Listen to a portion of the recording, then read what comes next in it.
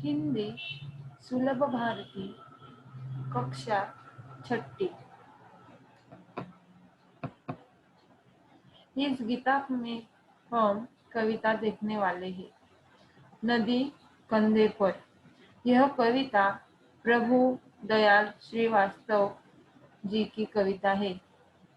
इस कविता में सबसे पहले प्रभु दयाल श्रीवास्तव जी का परिचय देखने वाले हैं। प्रभु वास्तव जी का जन्म 8 अगस्त 1984 धर्मपुरा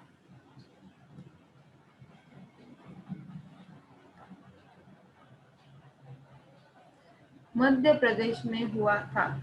उनकी कुछ रचनाएं हैं। लोकगीत, दैनिक भास्कर, नवभारत में बलिदान आदि उनकी रचनाएं जानी जाती है। उनके साहित्य में भी उनकी कुछ कहानियां, कविता, व्यंग्य, लघु कथाएं, गजल आदि लिखिते हैं।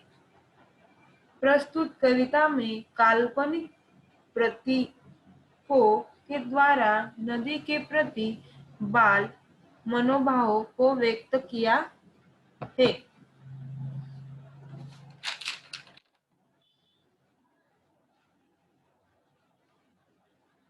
अगर हमारे बस में होता नदी उठाकर घर ले आते, अपने घर के ठीक सामने उसको हम हर रोज बहाते, कूद कूद कर उछल उछल कर हम मित्रों के साथ नहाते।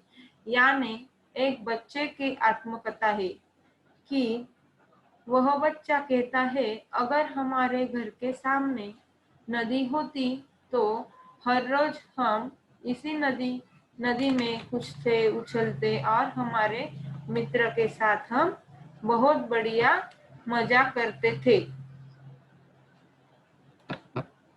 कभी तरंग तैरते, कभी डूबते, इतराते गाते मस्ताते, नदी आ गई चलो नहाने, आमंत्रित सबको करवाते।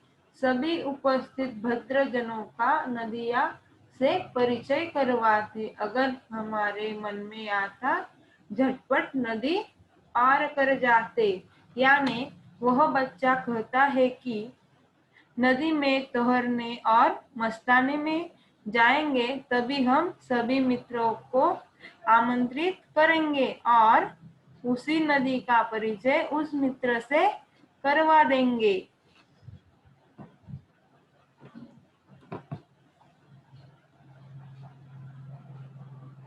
खड़े खड़े उस पार नदी के मम्मी मम्मी हम चिल्लाते। शाम ढले फिर नदी उठाकर अपने कंधे पर रखवाते। लाए जहां से थे हम उसको जाकर उसे वही रख आते। यानी बच्चा कहता है, हम नदी में कूदने के बाद क्या करेंगे?